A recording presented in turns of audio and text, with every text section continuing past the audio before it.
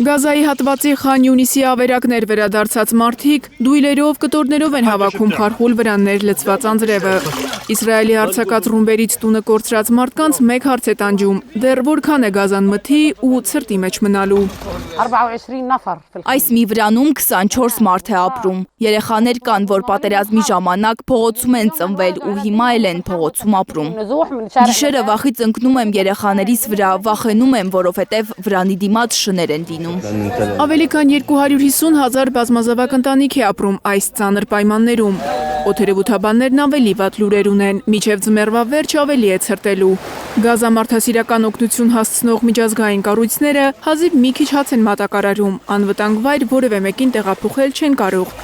Անվտանգ վայր չկա էլ Գազայում։ Վիրտուալ ակնոցներն են միայն օգնում մեղմել վիշտը։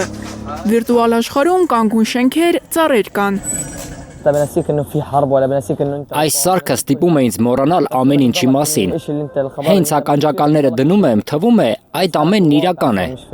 Իրականությունից կարճատև փախուստը սրում է միջավայրի ու անհոգ կյանքի հակադրությունը։ Սարքով կենդանիներ, ծառեր, բանջարեղեն եմ տեսնում, իսկ իրականում շուրջս միայն ավերակներ են, փախստականների վրաններ։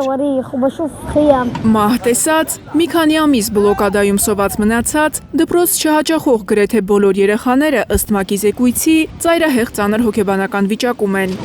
Ամերիկյան միջնորդությամբ հաստատված Իսրայել-Համաս հրադադարից մոտ 2 ամիս անց էլ Իսրայելը թույլ չի տալիս ծանր տեխնիկա մտնի Գազա առանց վերահսկողության։ Եգիպտական դրոշները ու բուլդոզերները միայն հրեա գերիների մարմինները փնտրելու համար են։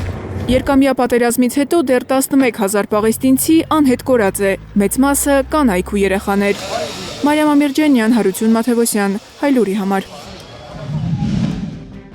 Հայաստանում եւ աշխարհում տեղի ունեցող իրադարձությունների մասին առաջինն իմանալու համար բաժանորդագրվեք մեր ալիքին, սեղմեք զանգակը, որ բաց չթողնեք ամենահրատապը, ամենակարևորն ու հետաքրքիրը։